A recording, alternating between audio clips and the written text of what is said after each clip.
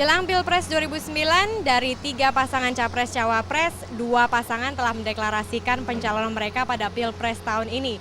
Jika SBY Budiono memilih Sasana Budaya Ganesha di Bandung, Jawa Barat, dan JK Wiranto memilih Tugu Proklamasi di Jakarta sebagai tempat pendeklarasian pencalonan mereka, pasangan Megawati Prabowo tampil beda dengan mendeklarasikan pencalonan mereka di antara tumpukan sampah di tempat pembuangan akhir Bantar Gebang, Bekasi yang akan berlangsung pada tanggal 24 Mei mendatang. Deklarasi ini rencananya akan berlangsung pada pukul 2 hingga 4 siang yang akan dihadiri massa berjumlah 10.000 orang yang diantaranya terdiri dari pemulung, petani, nelayan, dan pedagang kecil. Ketua DPP Bidang Humas Gerindra Asrian Mizra sebelumnya mengatakan alasan pasangan ini memilih TPA Bantar Gebang untuk menggarisbawahi moto mereka yang pro rakyat kecil dan tidak bermewah-mewah. Pemilihan tempat seluas 110 hektar yang menampung sekitar 6.000 ton sampah DKI Jakarta per hari ini mendapat kritikan dan pujian dari berbagai kalangan di masyarakat. Menurut data pollingdetik.com, dari 403 pembaca, 34% atau 136 orang ini menyambut baik simbol kesederhanaan ini. Namun 66% atau 267 orang merespon negatif. Masyarakat di kawasan Bantar Gebang pun merespon secara bervariasi dengan adanya rencana ini. Ya, saya yakin bahwa mereka itu bisa memimpin negeri ini, membawa kemiskinan menjadi kemakmuran. Mudah-mudahan aja nanti kalau mereka berhasil memenangkan presiden sama wakil presiden, mereka bisa mengimplementasikan apa visi mereka ya dalam misi-misi sehingga ekonomi kerakyatan yang mereka mau capai dengan partai Wong Cilingnya ini bisa memang benar-benar dirasakan oleh masyarakat kecil gitu ya. Seluruh pasangan Capres-Cawapres berlomba-lomba mempromosikan program dan kebijakan mereka untuk memenangkan 2 posisi terkuat di negara ini. Partai Indonesia Perjuangan diantaranya yang telah mendeklarasikan sebagai Partai Wong Cilik tentunya sudah mengantongi sejumlah rencana dan kebijakan pemerintah yang pro rakyat. Namun apakah seluruh strategi ini dapat memenangkan hati kebanyakan rakyat Indonesia? Mari kita nantikan pada Pilpres 8 Juli mendatang. Marisa Anita, Ade Permana, Metro TV.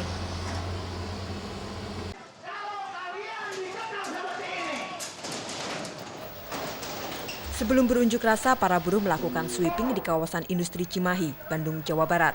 Para buruh menggedor-gedor pintu sebuah pabrik yang berada di kawasan tersebut karena tidak mengirim buruhnya untuk mendukung aksi yang digelar. Sempat terjadi adu mulut antara para buruh dengan petugas keamanan pabrik.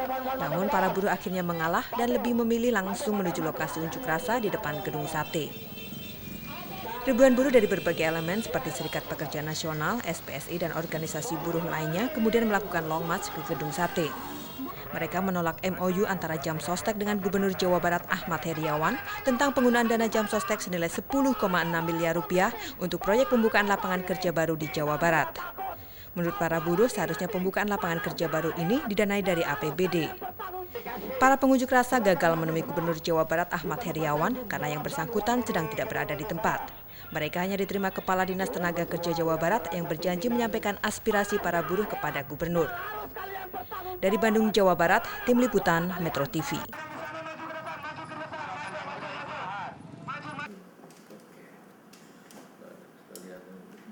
Anggota KPU Samsul Bahri mengatakan hari ini tim dokter RSPAD Gatot Subroto Jakarta akan menyerahkan hasil tes pemeriksaan kesehatan pasangan calon presiden dan wakil presiden ke KPU.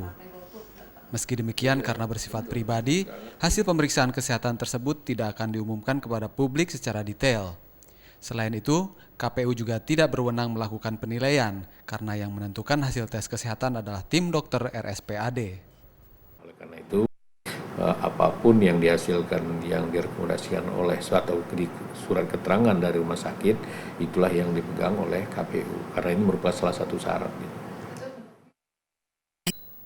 Sesuai ketentuan dalam Undang-Undang Pilpres, sebanyak 3 pasangan Capres dan Cawapres yang akan bertarung dalam Pilpres 2009 diwajibkan menjalani tes kesehatan. Pasangan JK dan Wiranto menjadi pasangan pertama yang menjalani tes di RSPAD Gatot Subroto hari Minggu lalu.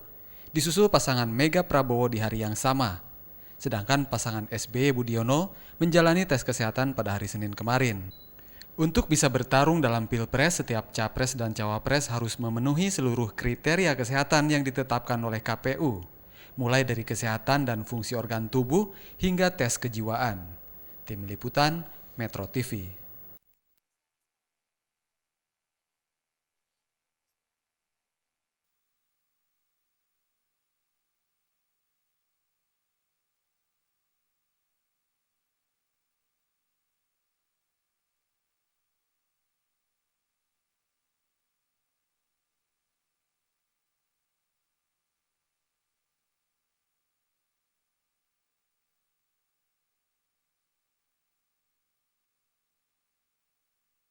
Ini sebenarnya dari data sebelumnya ya Pak ya? Dari data 2000. Tidak verifikasi faktual Pak?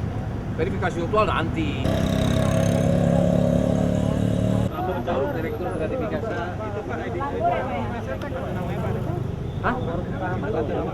Nggak ada. Ya, makasih ya. Pak, udah makan Pak? Udah makan Pak ya di dalam Pak ya?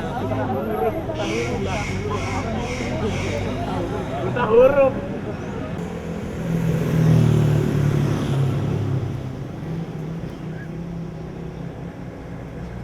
Di luar portal ntar biar get lah. Mari Pak Eko, salam gimana Pak? Makasih Pak Eko. Pak Eko, bisa disuruh sebagai ketua surat untuk mengutuk saya mereka. Pak KTP jangan lupa diambil Pak. KTP apa? KTP KTP tadi. Udah. Pulang aja. Terima kasih ya Pak. Thank you Bos. Dalam ya Pak, dalam aja di dalam. Pemeriksaan atau syuting sebenarnya? Sinetron ya.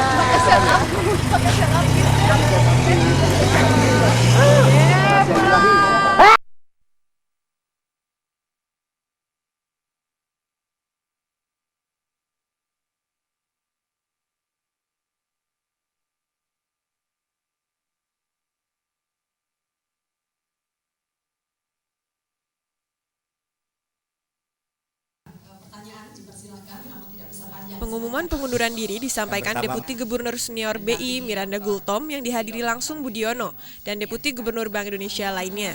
Dalam pemaparannya, Budiono mengatakan pada awalnya dirinya merasa berat meninggalkan Bank Sentral. Namun Budiono mengaku pencalonannya ini merupakan panggilan tugas kenegaraan. Meski demikian, Budiono merasa lega meninggalkan Bank Indonesia karena situasi moneter perbankan Indonesia saat ini cukup solid. Selama memimpin Bank Indonesia sejak setahun terakhir, banyak kebijakan moneter yang berjalan dengan baik. Budiono juga berjanji jika terpilih sebagai wakil presiden, dirinya akan tetap mengupayakan independensi BI dan memberikan sumbangan maksimal bagi ekonomi nasional. Untuk menghindari kemungkinan adanya konflik of interest, untuk menghindari adanya kemungkinan pengaruh terhadap pelaksanaan independensi dari Bank Indonesia, maka saya telah menyampaikan permohonan pengunduran diri saya dan berlaku efektif pada saat saya mendaftarkan diri di KPU sebagai cawapres yang mendampingi capres Bapak Susilo Bambang Yudhoyono. Sementara itu, untuk mengisi kekosongan jabatan Gubernur Bank Indonesia, untuk sementara waktu tugas dan tanggung jawabnya akan diambil alih pejabat Gubernur sementara Miranda Gultom. Miranda sendiri akan segera mengakhiri jabatannya pada Juni mendatang dan digantikan Darmin Nasution sebagai Deputi Gubernur Senior terpilih. Maka saya mengambil alih pekerjaan Pak Budiono sebagai pengganti sementara sesuai dengan undang-undang penggantian. Tetapi jabatan pejabat gubernur sementara menurut pendapat saya akan resmi pada saat pengunduran dirinya diterima. Dengan mundurnya Budiono membuat Miranda tercatat 2 kali memimpin Bank Indonesia meski bukan sebagai Gubernur Bank Indonesia. Pertama saat Burhanuddin Abdullah ditahan karena kasus aliran dana YPPI, dan kedua saat Budiono mengundurkan diri. Tim Liputan Metro TV. Ini kan udah di ini ya. Meski beberapa survei lebih mengungguli SBY berbudi dalam Pilpres mendatang, SBY tidak begitu saja meyakininya. Demikian pula Cawapres JK Win Wiranto dan Prabowo dari kubu Mega Pro. Sebagai seorang jenderal, SBY tampaknya memahami bahwa Pilpres mendatang sesungguhnya merupakan pertarungan antara sesama jenderal yang tidak boleh dianggap remeh, yakni jenderal berpengalaman Wiranto dan si cerdik nan kaya Prabowo. Demikian pula Wiranto dan Prabowo menilai kekuatan satu sama lain dan SBY. Adu kekuatan dan strategi tiga jenderal itu sudah tampak jauh sebelum Pilpres digelar dan terkristalisasi dalam pembentukan tim sukses masing-masing. SBY tidak tanggung-tanggung menggait jenderal yang baru pensiun dan masih memiliki jaringan kuat dalam tubuh TNI dan Polri aktif, yakni mantan Panglima TNI Marsikal Djoko Suyanto dan mantan Kapolri Sutanto. Selain kedua jenderal dari TNI dan Polri itu, SBY juga menempatkan mantan Kasum Abri Suyono, Agus Wijoyo, Abi Kusno dan Maijen Purnawirawan Sardan Marbun. Pasangan JK Win juga tidak mau kalah dengan gertakan SBY bersama para jenderal dalam tim suksesnya. Sejumlah jenderal pun direkrut menjadi tim sukses. Di antaranya mantan Kasat Jenderal Purnawirawan Subagio HS, Jenderal Purnawirawan Fahrul Roji, Letjen Purnawirawan Suadi Marasabesi, Laksda Purnawirawan Abu Hartono, Marsdia Basri Sidehabi, Letjen Purnawirawan Ari Marjono, dan Letjen Purnawirawan Sumarsono. Sementara Prabowo lebih merangkul mantan orang-orang dekatnya di Kopassus, seperti Muhdi PR dan Kiflan Zain, yang akan menyatukan kekuatan dengan barisan Maijen Theo Safei sebagai ketua tim. Selain ketiga nama Mayor Jenderal itu, juga terdapat nama Letjen Purnawirawan Haryoto PS, Farid Zainuddin, Yogi Supardi, dan Maijen Purnawirawan Glenny Kairupan. Para jenderal purnawirawan itu menyebar ke tim-tim kecil masing-masing capres-cawapres demi merebut kursi nomor 1 di Republik ini. Dengan masuknya para jenderal itu dalam tim sukses ketiga capres, maka Pilpres mendatang dipastikan akan penuh intrik, adu strategi, dan bahkan cara-cara intelijen. Tim Liputan, Metro TV.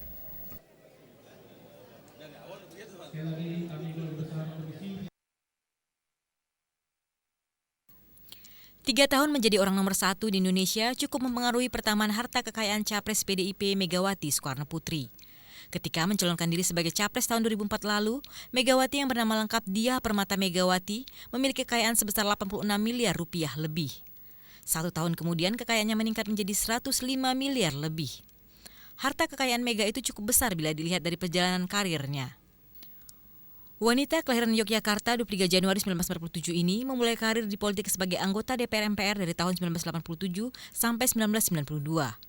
Tahun 1999 hingga 2004, Megawati diangkat menjadi wakil presiden mendampingi Presiden Abdurrahman Wahid. Namun tahun 2001 sampai 2004, Megawati menggantikan posisi Gus Dur sebagai presiden setelah Gus Dur dimakzulkan akibat kasus Buluk-Gate. Pendidikan Megawati juga tidak terlalu istimewa.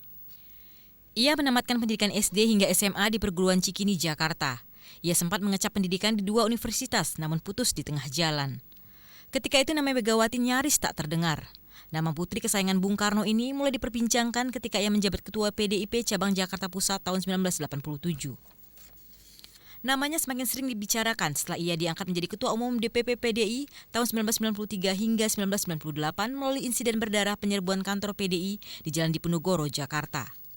Sejak itu, Megawati terus-menerus memegang tampuk pimpinan tertinggi di PDIP hingga saat ini.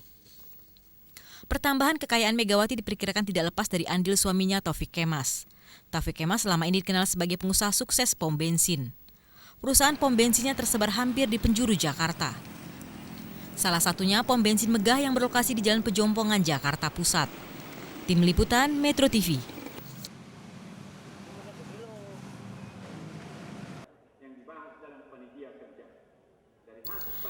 Beginilah pemandangan rapat paripurna DPR saat pengambilan keputusan mengenai konvensi PBB tentang hukum laut dan RUU Tanda Jasa Selasa pagi.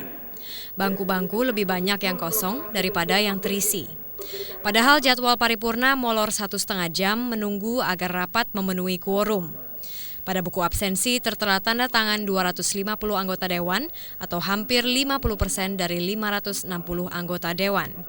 Tetapi dalam ruang sidang tidak sampai seperempat bangku yang terisi. Sebab beberapa anggota dewan mewakilkan tanda tangan kehadiran kepada stafnya. Kondisi seperti ini semakin kerap terjadi pasca pemilu legislatif. Mayoritas wajah yang tidak lagi terlihat di gedung Dewan adalah mereka yang tidak terpilih kembali. Semoga pemandangan miris ini tidak terulang pada wajah DPR periode baru nanti. Andini Effendi, Abdul Jabar, Metro TV.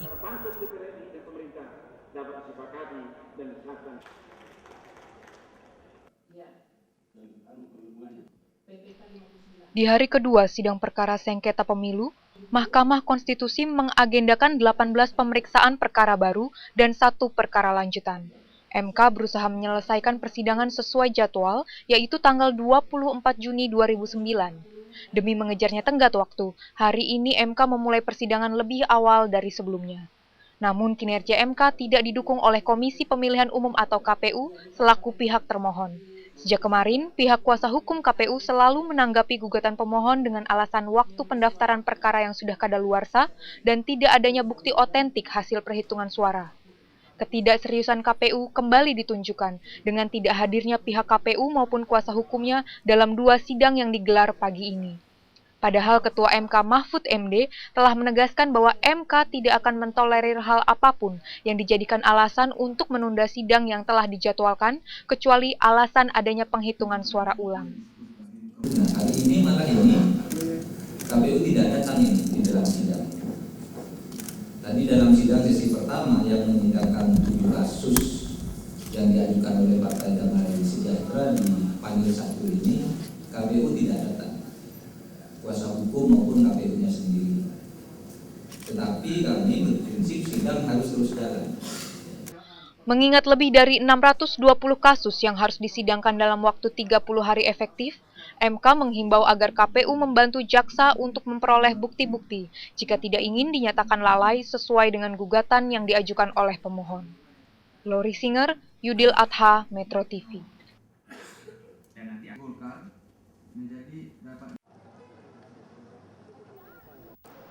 Pengadilan Negeri Medan, Sumatera Utara menggelar sidang perdana kasus demo anarkis oleh massa pendukung pembentukan Provinsi Tapanuli Utara. Pada sidang perdana ini, pengadilan menghadirkan seorang terdakwa bernama Gelmok Samosir. Gelmok merupakan satu dari 16 orang pelaku demo anarkis di DPRD Sumatera Utara awal Februari lalu. Dalam dakwaannya, jaksa penuntut umum menyatakan terdakwa Gelmok telah melakukan tindakan tidak menyenangkan dengan mengganggu proses sidang paripurna DPRD Sumatera Utara. Peristiwa saat itu memicu meninggalnya Ketua DPRD Abdul Aziz Angkat. Mendengar dakwaan tersebut, pesakitan Gelmok Samosir mengaku tak memahami dakwaan jaksa. Tim penasihat hukum terdakwa menilai dakwaan jaksa tidak objektif dan terkesan dibuat asal jadi. Jaksa penuntut umum tak terima penilaian tim kuasa hukum terdakwa. Keributan sempat terjadi. Tim kuasa hukum juga sempat bersitegang dengan majelis hakim. Namun beberapa saat kemudian, situasi kembali tenang.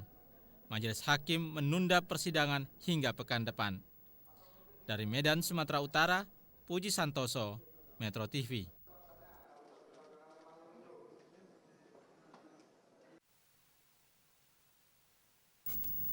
Makin hari kesibukan tim sukses pasangan JK Win di Jalan Pakubuwono, Jakarta semakin meningkat. Berbagai persiapan terus dilakukan, termasuk mengembangkan strategi mendukung ekonomi kerakyatan, melibatkan ratusan organisasi kemasyarakatan dan relawan. Menurut salah seorang tim sukses JK Win, Iskandar Manji, strategi kampanye JK Win yang lebih mendekatkan diri langsung pada pemilih mulai terlihat hasilnya. Sangat kita optimis. Kalau Anda lihat hasil polling yang terjadi akhir-akhir ini ya, misalnya dari LRI, perbedaan kita dengan kompetitor itu sisa 5%. Yang dulu Pak JK 5%, kompetitor itu ada yang 61% ya. Sekarang Pak JK sudah 27% lebih, kompetitor turun menjadi sekitar 32%. Berarti perbedaan itu sisa 5%. Berbeda dengan posko tim sukses JK Win, posko tim sukses Mega Prabowo agak sedikit tertutup. Penjagaan di posko Jalan Teuku Cikditiro ini lumayan ketat. Tim sukses Mega Pro sendiri melibatkan 81 fungsionaris kedua partai, diketuai Theo Syafiei. Anak Megawati, Puan Maharani, memegang kendali strategi iklan dan kampanye. Tim sukses Mega Pro juga melibatkan ekonom Iman Sugema dan mantan Menteri era Megawati yakni M. Prakoso dan Bungaran Saragih. Marisa Anita, Ade Permana, Metro TV.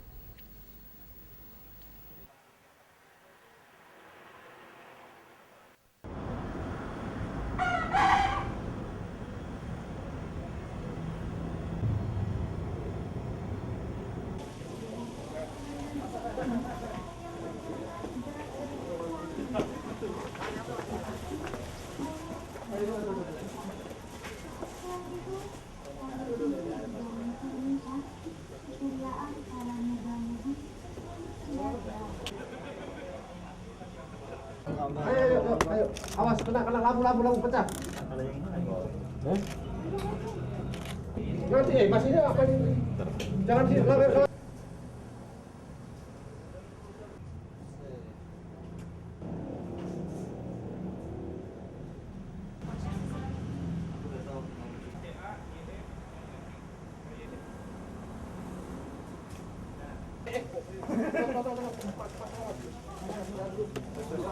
Pulang.